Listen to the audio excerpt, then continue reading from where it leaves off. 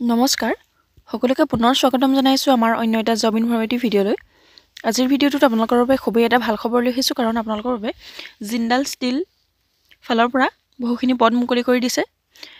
Jindal steel recruitment 2025ৰ notification ইতিমধ্যে আহি গৈছে। অসমৰ সকলোৱে ইয়াতে এপ্লাই কৰিব পাৰিব যদি আপোনালোক ইণ্টাৰেষ্টেড আৰু এলিজিবল হয়। ইয়াতে আপোনালোকে 3200+ ভেকেঞ্চি দেখিবলৈ পাব। কেনেধৰণৰ চিলেকশ্যন প্ৰচেছ হ'ব আৰু কেনেধৰণৰ কোৱালিফিকেশ্যন লাগিব, এজ লিমিট কিমান হ'ব আৰু কেনেদৰে এপ্লাই কৰিব পাৰিব, সকলোখিনি ডিটেইলছ আমি এই ভিডিঅ'টোতে আলোচনা কৰিছোঁ। গতিকে ভিডিঅ'টো শেষলৈকে চাই থাকক। আৰু যিসকল আমাৰ ভিডিঅ'টো প্ৰথমবাৰৰ বাবে চাই আছে, আমাৰ চেনেলটোলৈ প্ৰথমবাৰৰ বাবে ভিজিট কৰিছে, তেওঁলোকে চেনেলটো ছাবস্ক্ৰাইব কৰি ৰাখিবলৈ একেবাৰে নাপাহৰিব। তেনেহ'লে আহক দেৰি নকৰি আমি ভিডিঅ'টো আৰম্ভ কৰোঁ। আৰু এই জিন্দাল ষ্টীল ৰিক্ৰুইটমেণ্ট 2025ৰ এটা অভাৰভিউ আমি চাই লওঁ। ইয়াতে আপোনালোকে সকলোখিনি ডিটেইলছ লাভ কৰিব পাৰিব। অৰ্গেনাইজেশ্যন নেম দিয়া হৈছে জিন্দাল ষ্টীল আৰু টোটেল পোষ্ট হৈছে 3289টা পোষ্ট। আৰু কোৱালিফিকেশ্যন ইয়াতে 10th 12 ITI ডিপ্ল'মা আৰু গ্ৰেজুৱেট বিচাৰিছে। আপোনালোকে 10 পাছ কৰিলেও এপ্লাই কৰিব পাৰিব, 12 পাছ কৰিলেও এপ্লাই কৰিব পাৰিব, আৰু যিসকলৰ ITI ডিপ্ল'মা আছে তেওঁলোকেও এপ্লাই কৰিব পাৰিব, আৰু গ্ৰেজুৱেশ্যন পাছ কৰাসকলেও ইয়াতে এপ্লাই কৰি ল'ব পাৰিব।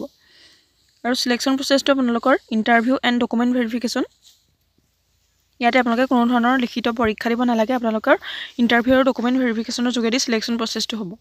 আৰু অনলাইন এপ্লাই ডেট দিয়া হৈছে 12 নৱেম্বৰ 2025, আৰু লাষ্ট ডেট হৈছে ইয়াৰ 25 ডিচেম্বৰ 2025। আপোনালোকে 12 নৱেম্বৰৰ পৰা 25 ডিচেম্বৰ পৰ্যন্ত এই ৰিক্ৰুইটমেণ্টৰ বাবে এপ্লাই কৰি থাকিব পাৰিব।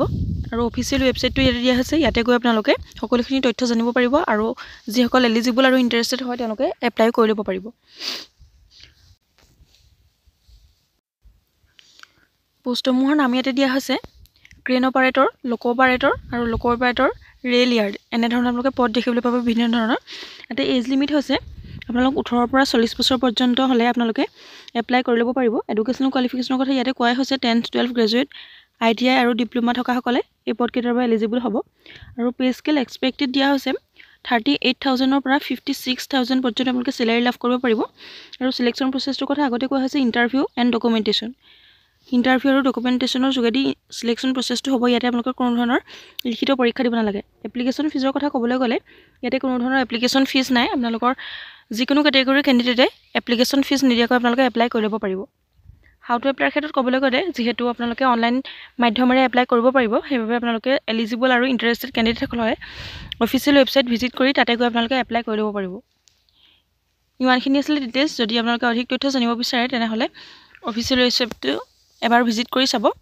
ভিডিঅ'টো শেষলৈকে চাই থকাৰ বাবে বহুত বহুত ধন্যবাদ। আৰু চেনেলটোলৈ প্ৰথমবাৰৰ বাবে অহাসকলে চেনেলটো ছাবস্ক্ৰাইব কৰি ৰাখিবলৈ একেবাৰে নাপাহৰিব। ধন্যবাদ।